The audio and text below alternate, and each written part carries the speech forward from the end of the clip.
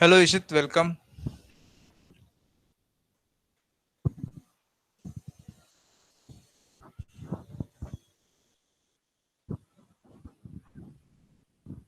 Okay, welcome to you all. Let us start now. We have got Mansi, Jayavant, and Ishit on this webinar on Learn How to Learn. I will be start sharing my screen, the PowerPoint slideshow, and will need to switch off my video to improve the quality of communication. Uh, Whenever you have questions, please feel free to unmute yourself and speak up. If you are in a very crowded, very noisy environment, then you may use chat window and ask questions. I'll be anyway taking pauses in between to look for questions in the chat window. So please feel free to ask questions. You can ask questions in either English or Hindi. It's your choice. I will accordingly answer. So don't worry about language. What is important here in this webinar is to learn something useful for all of us. Yeah.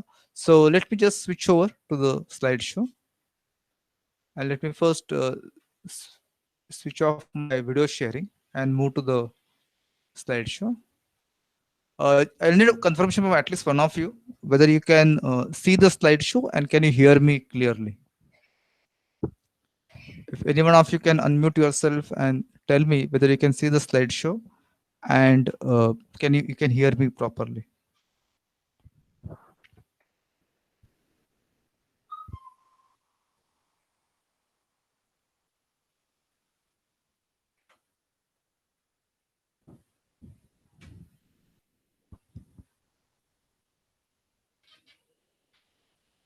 Okay, I got in the chat window. You should saying yes. So whenever I somebody puts anything message in the chat window, I do hear a sound. So that kind of tells me. So that's perfect. So let us begin. So learn how to learn. Okay. Now Vidyarjan per se means learning, and I guess this is our flagship webinar in a way where we talk about learning per se. But then if I tell you someone or anybody, we are going to learn how to learn, people will say, what to learn about it, because we have been learning from a childhood. We learned how to speak, we learned how to walk, right? I mean, nobody, so there were teachers obviously in the school, in the college, but we did learn. And I guess that's something which is very similar to breathing. Nobody tells you, nobody teaches you how to breathe. You just breathe, right? You just take, uh, you breathe, you do many things which you kind of learn on your own. So learning is anyway very kind of second nature of everybody. So what is there to learn? How to learn? Okay. So so subtitle is what is important here. It says tips and techniques for efficient learning. So yes, we learn, but sometimes, many times, if you don't know the right tips and techniques, then what happen is that you learn, you take more time for learning. You spend more resources, more energy, more time for learning. Whereas here the focus is how do we learn more in less time? Okay. And why do we need that? Because there is so much to learn today. In today's world, there is so much of expectations that you need to know a lot of things, right? And you need to learn a lot, and we have a limited time. I mean, we don't have more than 24 hours in a day, and obviously we're not going to study for 24 hours in a day. But we'll need good sleep, we need to eat well, you need to exercise well. So we have a limited time for learning, and how can we use that limited time of learning efficiently to learn more? So the webinar, I mean, though the title is Learn How to Learn, it is essentially about knowing the tips and techniques for efficient learning. Okay. Let me take a pause before I begin to see if there are any questions or any specific expectations that you have. So let me switch to the chat window and let me wait for a minute to see if you have any questions or uh, any uh, any questions or any expectations that you have for this webinar. So please let me know why. I mean, what is your motive to attend, and what are your questions?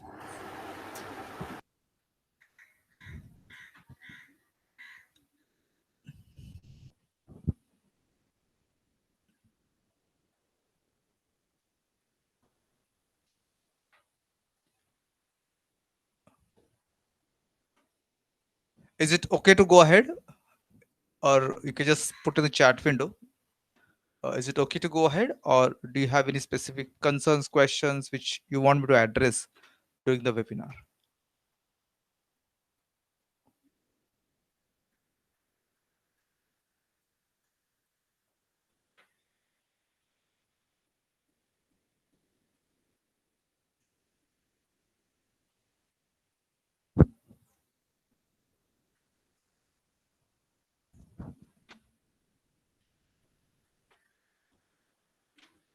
Okay, let me proceed. I will be taking such pauses in between to see if there are any questions or any doubts that you would have as we speak, as we go through this presentation. Okay, so what is agenda for today? We will be talking about learning about modes of thinking. How do we learn? How do we think, or how do we learn? Something that we will need to know so that we can learn better or learn efficiently. As we said, we'll then learn a technique called Pomodoro technique, which is also technique that you learn many times in time management. It's all about efficient learning. So that's a very popular technique, a very powerful technique that we'll be learning today. Then we'll talk about specific learning techniques. Okay. Then we'll talk about tips for test. Okay. And then we'll talk about resources for further learning. So that's the agenda for this particular session. When we talk about modes of thinking, there are basically two modes of thinking. There are the two ways in which we think, or in this way, our mind thinks. Okay. The first is called focused mode of thinking. Okay. Focus mode of thinking, as the name suggests, is where what happens when we focus intently on the material without distraction. And you might be aware that most of the time our parents would have told, focus on your studies. Don't go around, don't get distracted. Focus intently on the material. So you may be reading a book, or you may be writing something, or you may be listening or watching. You are doing it focused way, very without any distraction. That is what is a focused mode of thinking. Okay, so this is one mode of thinking which I'm sure everyone is kind of aware of, because many times we think of studying, or many times we think of learning. It's all about focused mode of thinking. If you're not focused, people say you're not learning or you're not studying, right? The other one is diffuse mode of thinking, is what happens when we relax our attention and just let our mind wander. Okay. And this is where, I mean, this is also mode of thinking, and this sometimes people wonder, is it really a mode of thinking, or is it just relaxation? So it's, by the way, it is not same as doing Facebook thing, or watching Facebook or watching YouTube video. That is not diffuse mode of thinking. Okay. Here when we relax our attention, we're just relaxing, we're just sitting down, we're not doing anything else, we're not doing anything specific, right? We're just thinking, but we're not thinking anything specific. Okay. We're not doing anything specific like reading or watching videos, or anything specific. It's just that we're relaxing our attention. Okay. So that is a diffused mode of thinking. Now, for learning, we need both the modes. Okay. And it is not that we need only focused mode, which is what the traditional way of thinking, that okay, if you want to study, focus on their studies, don't look around, just do one thing, you don't see what is happening around. That is what we have been typically told. But for efficient learning, we need both mode of thinking. One, focus mode of thinking. Second, diffuse mode of thinking. And to do it efficiently is where we use Pomodoro technique. Okay, so we'll see that in next slide. But couple of things that we should know is that staying in focus mode too long can be detrimental to learning. So if you are studying very long and not really relaxing in between, not really taking any breaks, okay, it could be detrimental to learning. It will obviously not good for your health also, but definitely will not help you to learn uh, in a better way. So focusing too much is not good. Second is, sleep is ultimate diffused mode. So when you're sleeping, is actually you're in a diffused mode. You're not thinking about anything specific. You're letting your mind wander. You're kind of relaxed, and that's the ultimate diffused mode. Okay, so that's the reason I think you might have heard about it, that it's very necessary to sleep. Say something like 8 hours in a day. People differ from numbers, but something like 7 to 9 hours in a day is a good amount of sleep that you should have. and that helps you to learn. And this is something again maybe very counterintuitive to many of us who think that somebody sleeping is not good. Obviously, too much of a sleep is also not good. In a sense, 12 hours of sleeping is not necessarily good. But sleeping is a diffused mode. So if you really want to know what is diffused mode, it's not only about sitting down and relaxing, but even sleeping is also diffused mode of thinking. Now, how does these things are applied using Pomodoro technique? So it's one of the best techniques for efficient learning.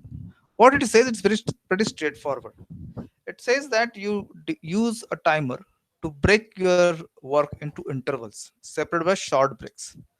So you basically, so typical time period for work is something like a 25 minutes. After 25 minutes, you take 5 minutes break. Okay. Then again you work for 25 minutes, take 5 minutes break. Then again 25 minutes, 5 minutes break, again 25 minutes, and maybe after four such work intervals, you could take maybe 15 minutes break. Okay. Now this looks you know idealistic. How can you really do that, because there are so many distractions happening around you, right? The phone brings, right, somebody just comes and disrupts you in between, right? There's so many things that are happening around you, right? The whole idea, the secret sauce, I would say, is that you should be able to postpone non-critical distractions during the working interval. Okay, you postpone, you don't cancel. So if you're getting a call, you just don't take the call, return the call after your work is over, after your working interval. Okay, not after your work gets over, after your working interval. So anytime anything that your response would be delayed by at the most 20-25 minutes, not more than that, right? Because if you're starting working, you're in the middle, not midway, wherever during the 25 minutes, you don't get distracted. Okay. Now, critical distraction, like something like there's a fire drill happening or very serious something happening around you, you have to take a break, in which case you simply abort the working interval and then start again for 25 minutes. Okay, so you do this 25 minutes, 5 minutes kind of a thing, and maybe after four or five such working intervals, you take 15 minutes break and go on, and maybe you can take a lunch break up for an hour or so. But essential idea is that you have to have 25 minutes of focus mode of thinking and then 5 minutes of diffuse mode of thinking, which is very important. The efficiency comes because you are switching between diffuse mode, between two modes of thinking, between focused mode and diffuse mode of thinking. That switching is very important. Okay, and this 25 minutes, 5 minutes is that kind of a thing. Now obviously there is a challenges in terms of how do we want to do it. So there are software applications, there are apps which will give the timer to you. So if you're using a desktop, you can get an app which keeps on running, keep on showing you a kind of a timer saying that 10 minutes remaining, 5 minutes remaining, now the working interval is done, now 5 minutes break has started, and then 4 minutes are remaining, 3 minutes are remaining, and so on. So you could get app on mobile also, smartphone apps, and you could use it. I guess the challenge here is to focus during 25 minutes, and also to postpone the non-critical distractions during that 25 minutes. So you have to tell others that you are doing this way, you are following this mechanism, and you can always call back, you can always attend to those things during this 5 minutes relaxation. Okay, so that is what the technique is, and this has been used by many people. I mean, a lot of people use it. Pomodoro technique is very popular technique. The apps that you could download, you would see that there are millions of downloads of those apps, because this is proven to be very, very efficient technique for time management, as well as, I mean, for efficient learning per se. Let me take a pause here, and let me see if there are any questions on Pomodoro technique.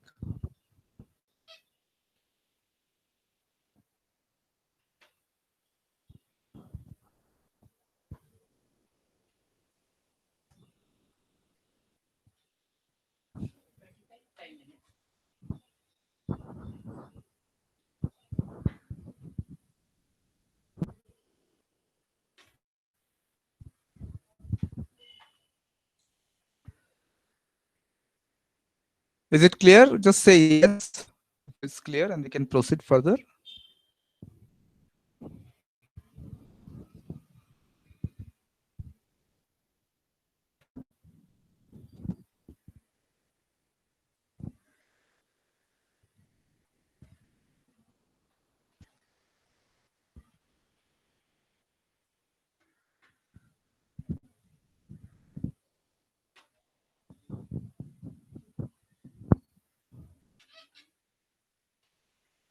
Okay, thanks, Mansi. So let us go ahead and start now learning about specific learning techniques. And I'm sure you might be aware of them, uh, but you'll like to know, how these are really useful. So first and foremost is metaphor. Okay. So when you want to learn something new, you try to relate to what you know, something. So here it is an example. If you want to talk about what is long-term memory and what is working memory, and these are the concepts which we use very often. We say long-term memory is like a warehouse. It's like warehouse where things are just stored. Just for the long-term purpose. Whereas a working memory is like a blackboard. So you write on the blackboard, and then you erase it, and then the blackboard is available for writing something new. Similarly, working memory is where you write something, you get something in there, and you erase it so that you can have something new coming in there, right? So you are using the metaphor. You're using the metaphor of warehouse for long-term memory. You're using the metaphor of blackboard. And this is very common. I mean, whenever you're learning, also, you remember when teachers teach you something, they'll say, this is like that, and this is like that. This is like a new concept, and that is something old concept. And you're kind of bringing that analogy saying, this is like that. So for me, time is money, right? So we know money is valuable. So when I said time is money, I know time is also valuable, right? So in a way, you are emphasizing the importance of or valuable nature of time by relating it to money. And since we know money is important, time is important, right? Here, very interesting thing. There is a bulk order which one has got. You got a contract for next 1 year, and there's a payment in advance, and we say it's kind of a icing on the cake or cherry on the cake, right? So you have something, know something which is kind of popularly known, and you're learning something new. You always try to relate or try to see similarities between what you already know. Okay. Now, a good teacher will typically do that. A good teacher will typically provide metaphors to teach something new, right? And whenever we say there are examples, we say this is like that, and then you try to kind of learn it. But when you're learning on your own, you could also use it, this metaphor, and try to see, okay, this new concept is like this, or this particular thing. So long-term memory is like a warehouse, or working memory is like a blackboard. So you can use metaphors very effectively. It's a very powerful mechanism. I mean, when you are learning from others or learning yourself, you could always use this mechanism. The second, I'm sure you again would remember, this is particularly useful when you are memorizing something. So you want to remember the solar system, the Mercury, Venus, Earth, Mars, Jupiter, Saturn, Uranus, Neptune. One way to do it is to remember saying, my very excited mother just served us noodles. Okay. And that, it is very relatively easier to remember because it's a sentence, right? And we know the sentences are easier to remember than the random uh, words, right? I mean, Mercury, Venus, Earth, Mars are actually random words. I mean, you just don't relate to them, right? But my very excited mother just served us noodles is relatively easier to remember. And by remembering that, you could link that my Mercury, very Venus, the first letter of the word is what you kind of map. Now you could do that for yourself. For example, if you're talking about 5 oceans and you want to know largest to smallest, you say, which Pacific is the largest, Atlantic, Indian, Southern, and then Arctic. You say perfect attention is a simple act. Okay. Again, you are making a sentence, and in this sentence you can remember the set of words. Order operation. I'm sure you kind of know this. PMDAS. Some people use it like that. PEMDAS. PEMDAS rather. PEMDAS. PEMDAS. Or please excuse my dear Aunt Sally is another way to remember it. Now, this you may want to remember to begin with. Once you kind of use it more often, you may not really need not remember it this way. You will obviously know that parentheses come before exponents, and then it comes before multiplications and all that. So, order operations mathematics, you will anyway remember when you're doing mathematics, for a long time, right? Or when you're studying geography for a long time, you will always remember 7 continents. But when you're doing it first time, when you get a set of words which you need to remember as they are, you can use, like for example, always eat an apple, says a ninja. You can always remember it for remembering the seven continents. So mnemonics is a trick actually in a way to remember a random set of words. Okay, because it is always easier to remember a sentence than to remember a random set of words, and this is a technique that you can use to remember a random set of words. They are not random. There is some order in it, which is what we are trying to remember. Then another important technique is called recall. Okay, recall is something which again you may remember, you may see, you may recall actually that a good teachers will do that, right? So I teach you something and I say, okay, how many of you remember? Let me ask you questions, or just tell me what did you learn today, right? What a teacher is telling you or forcing you is to recall things. Okay. So whenever we are studying something, suppose you studied something in the morning, sit down in the afternoon or in the evening and recall. Just recall what did we learn. This very small act of recall is very important to remember things for longer period of time. Okay, so always remember that whenever you study for some time, you should always do a recall and say, what did you learn so far? Okay, now we are going to do this recall activity right now. So I want you to type in the chat box the concept that you learned till now. So we have been talking for last 20 minutes or so. What did you learn in this 20 minutes? Just write down and just type in the chat box. So just do that. I mean, maybe few things. I'm not saying you should type big notes out here, but just recall. By the way, when you say recall, it's like you study something for 20 minutes, you recall for a couple of minutes, right? It's not something that you recall the whole 20 minutes discussion, but you just recall what did you learn. Okay, so just next 2 minutes I want you to type in chat window, whatever you have recalled, whatever you have learned so far, just recall the terms, the key terms, or whatever you learned. Maybe a sentence or two you can write, or simple words that you can write, some keywords that you can write. Okay, so Mansi said agenda. Yes, uh, fair enough. That's a good point to start with. What else? Just type in, and I will do read it whenever you type in. So next 2 3 minutes we'll do this exercise.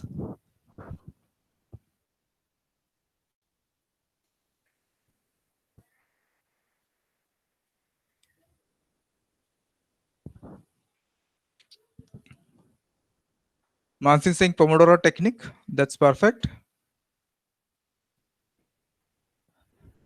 And don't worry about spelling mistakes and all that. That's not what the concern is right now, right? Our focus is just to recall, and you should do recall mentally. But I'm just telling you to type in, just in, it's like an exercise that we're doing this webinar. So just type in whatever you recall. And if you're taking on mobile, it may be difficult to type in, but just type in whatever you recall. Few words here.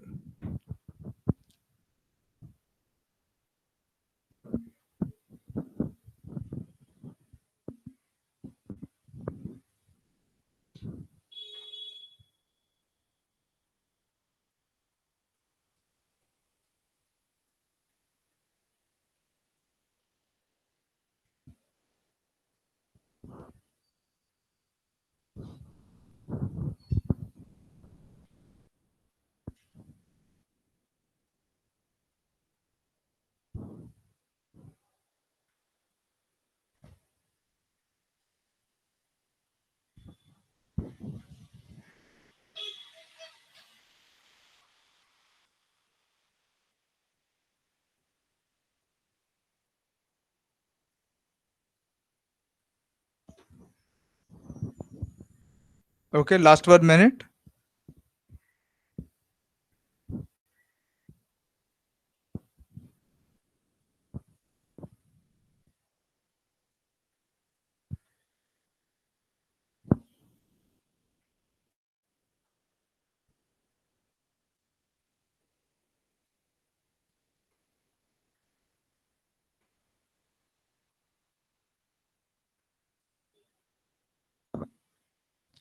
Okay, fair enough. I think let us move on. But I guess you kind of got it, the concept of recall. The next one is what is called a practice test.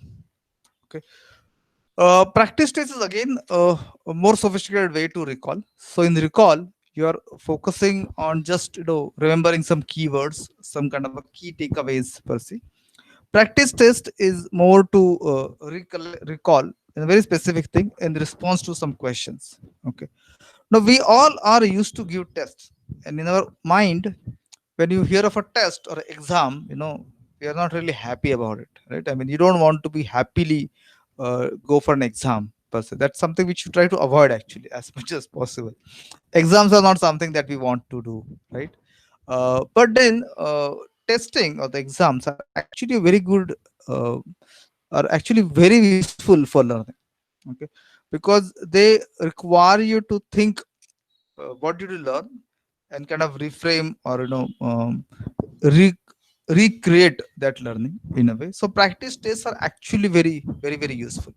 Okay.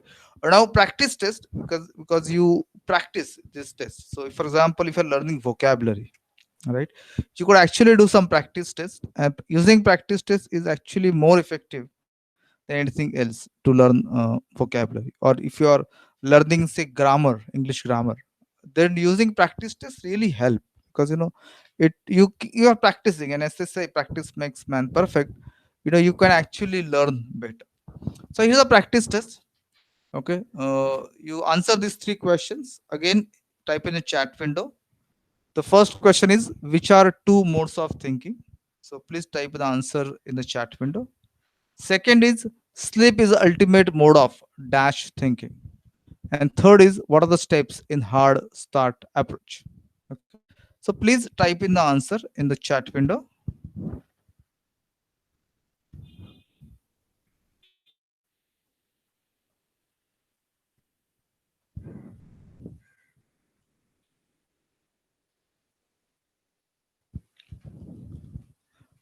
If you are listening to the recorded version of this video, then you can use a notebook to write answers to these questions. Right? Three questions: which are two modes of thinking? Sleep is ultimate mode of dash thinking, and what are the steps in hard start approach? So we will take a pause for a minute to for you to type in the answers either in chat window or on your notebook. Either way, you can do it.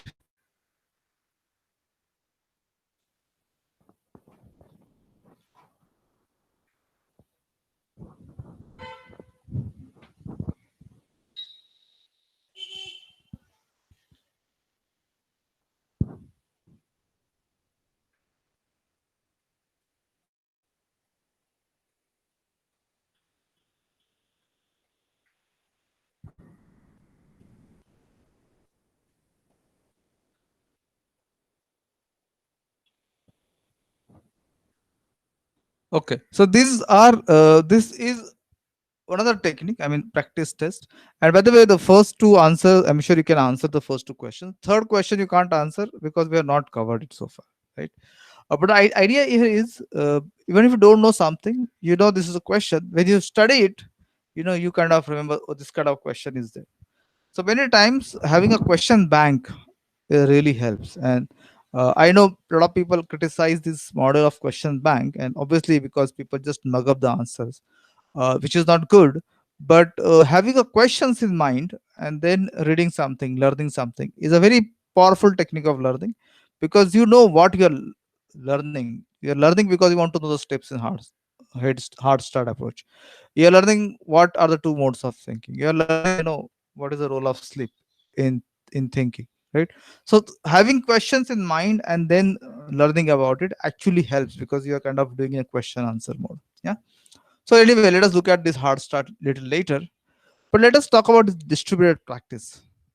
So many times people follow this second techniques where they start studying a topic and they just keep on studying it, then switch to second topic, keep on doing it like A, B, B, B, B, then do C, C, C, C, C.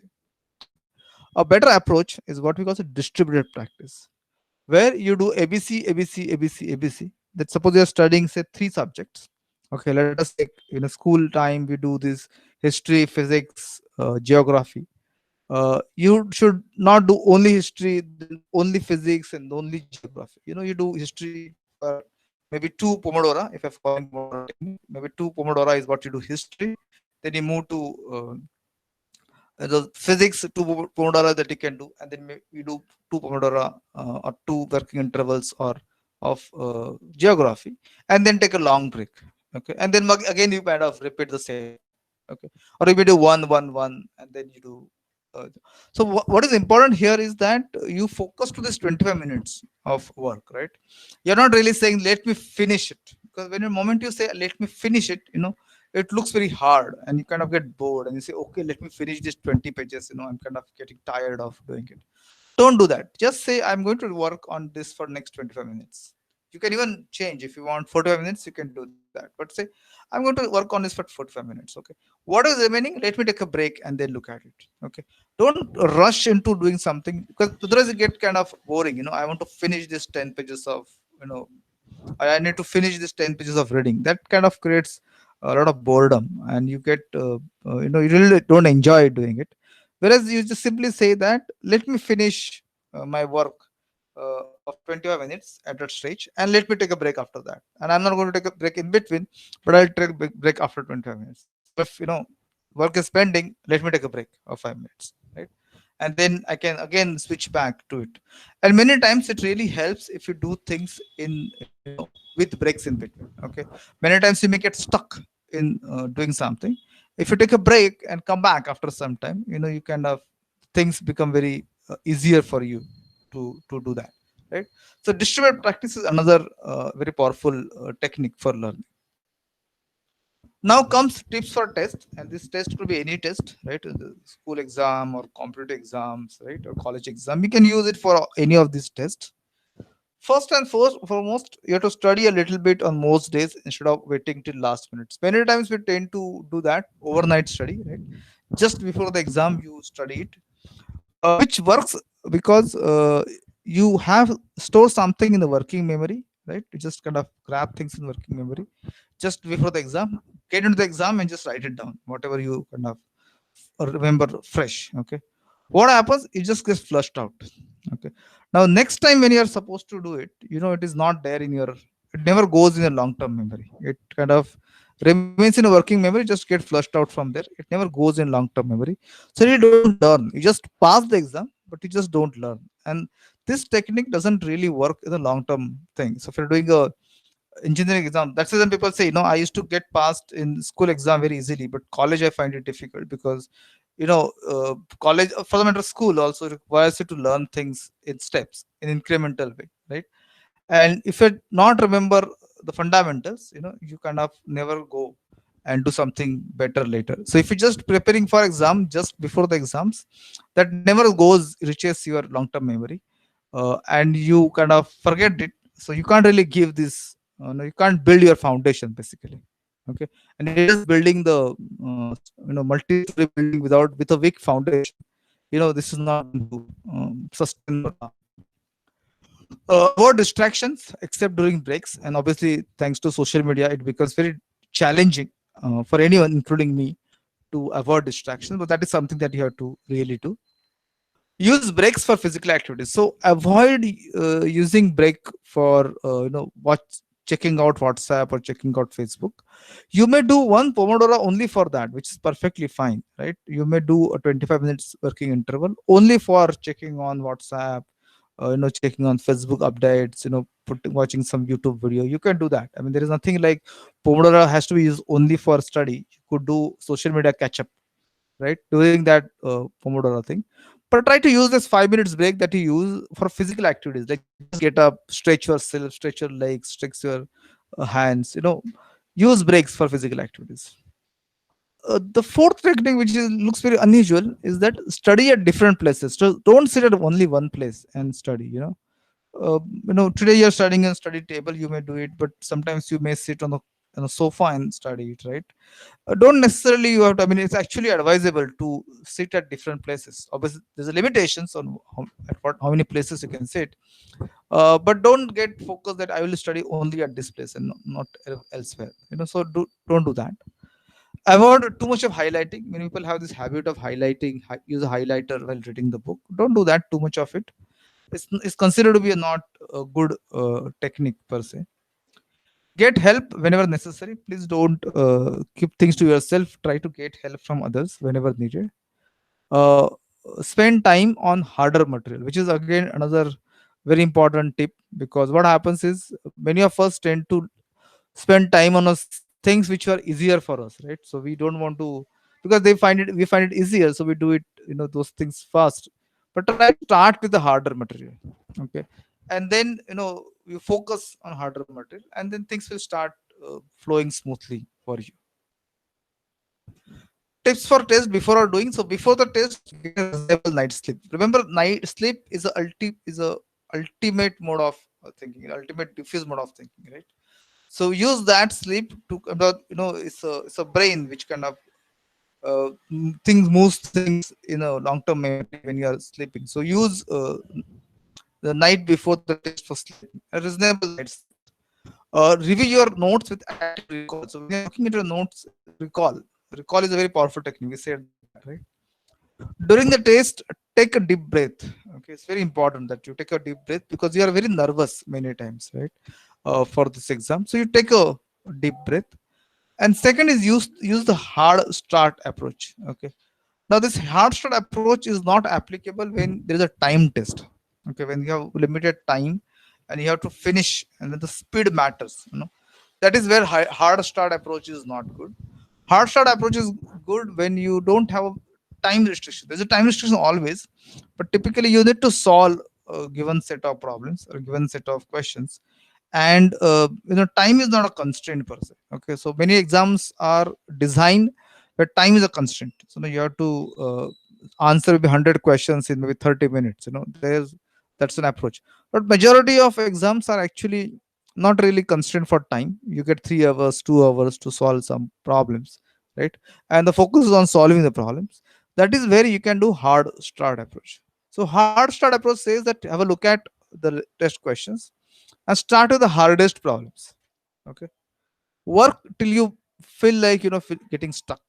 Okay, that is where you start working on the easier problem or two, and then again go back to the hard problem. Now, how this approach has come up? The approach has come up because it is based on this focus mode of thinking and diffuse mode of thinking. When you're doing a focus mode of thinking, you're kind of working on the hardest problem. When you're getting into easier problem, you're kind of taking a break from that hard problem. Your mind is still kind of working on it, okay, very subconsciously. Okay, so when you go back to the hard problem, what you got feeling stuck, things will kind of start getting clue for it. Okay, so this is an approach which you can use when the time is not a constraint. That is where you can use this kind of approach. Okay, so this is what I have for you today. We do have offer a half day online workshop on learning skill development. So if you want to really develop the skills, how to learn, right? We do a workshop where we actually give you exercises and we want you to work on it. Spend 15 minutes, 20 minutes on exercises. That's a workshop which we do online nowadays. We used to do it obviously in a classroom, but now obviously with current restrictions we do it online, so we could do that. There's also a very interesting course, learning how to learn, which is available for free. You could do it online. Just search for learning how to learn or course on learning how to learn, you'll get that. It's a free course, a detailed course, and I'm sure you will also appreciate it. And many of these concepts have come from that course. So please, if you have time, please look for this kind of a course. So, time for recall, right? What do we learn today? We learned modes of thinking, two modes of thinking: focus mode of thinking and diffuse mode of thinking. We learned Pomodoro technique, right? Where we said there is you should have 25 minutes of work interval followed by 5 minutes of break, and you could do a few such work intervals. Then we talked about learning techniques like mnemonics, uh, practice test, distributed practice, right? Then we looked at tips for tests, and finally looked at resources for further learning. Now is the time uh, for your questions. So let me just open it here and see if you have any questions. Please feel free to use chat window, or you can unmute yourself and ask the question.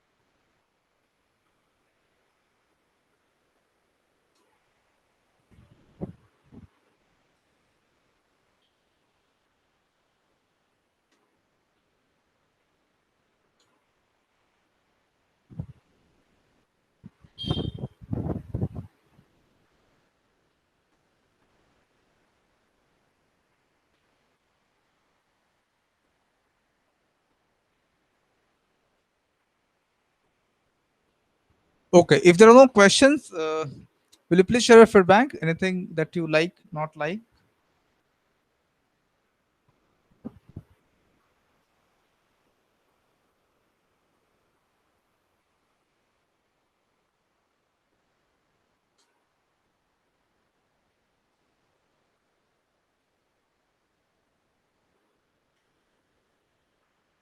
Okay, thank you, Javan, for sharing your feedback. Okay, fair enough. Uh, you have my contact number, so please feel free to write to me if you have any questions. My email address is shrikant@vidyarjan.in. So if you have any questions, please feel free to write to me. If you feel this webinar will be useful for your friends and colleagues, please contact me. We can have this webinar for free, specifically your friends and colleagues. So I will be very happy to share whatever I know about this subject with your friends and colleagues. So thank you very much for joining in today, and we look forward.